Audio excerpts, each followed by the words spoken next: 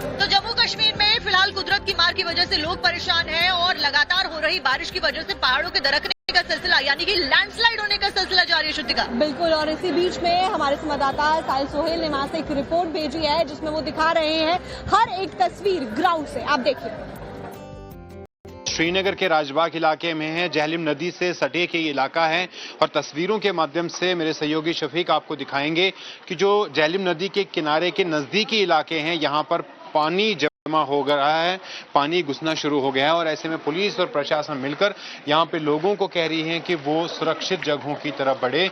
ऐसे में बच्चों को, महिलाओं को, बुजुर्गों को प्राथमिकता के साथ जो है यहाँ से निकालने की जो प्रक्रिया है, जो प्रोसेस है, वो लगातार चलाया जा रहा है। ये राजबाग का इलाका है जो कि झेलम नदी से सटेक इलाका है। इस तरह के कई इलाके हैं जो झेलम नदी से सटेक हैं और यहाँ पर पुलिस और प्रशासन की तरफ से लगातार ये जानकारी दी जा रही है, ये लोगों को कहा जा रहा है कि वो सुरक्षित जगहों की तरफ बढ़े क्योंकि झेलम नदी कई जगहों पर जो डेंजर मार्क है उसको पार कर चुकी है। खासतौर पर दक्षिण कश्मीर के संगम इलाके में जो डेंजर मार्क है वो 21 फुट के आसपास है और वहां पर जो 20 फुट पर इस वक्त जो है झेलम नदी बह रही है। साथ ही दक्षिण कश्मीर के कई इलाकों में लगातार बारिशें हो रही है।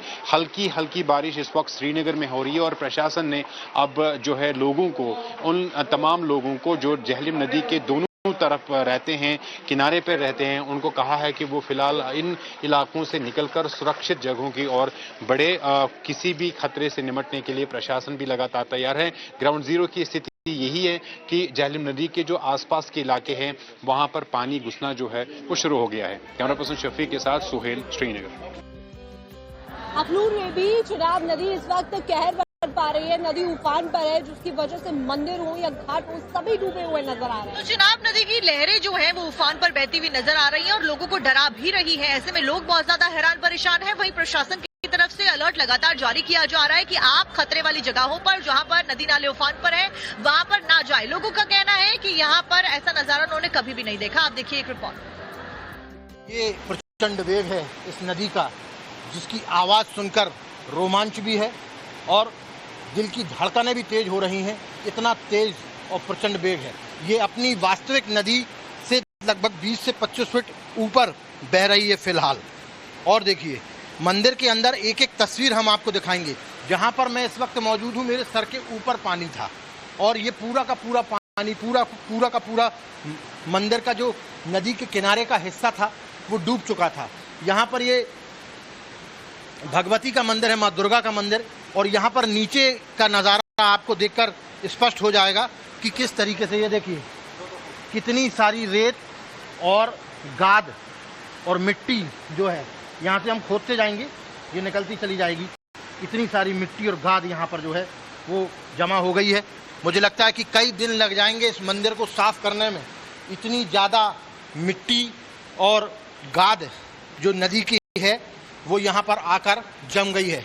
और देखिए, चिनाब नदी के उफान में इस मंदिर में माँ गंगा की प्रतिमा आपको नजर आ रही होगी।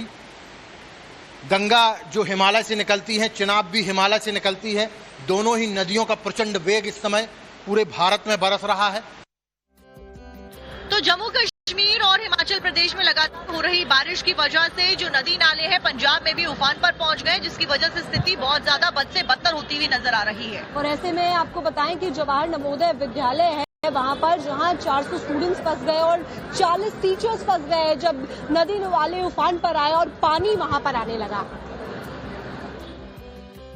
गुरदासपुर के दबोड़ी में नवोदय विद्यालय में फंसे छात्रों को बाहर निकालने का सिलसिला शुरू हो गया है। किश्तियों के जरिए इन छात्रों को बाहर निकाला जा रहा है और एक ऐसी किश्ती यहां पर पहुंचने वाली है।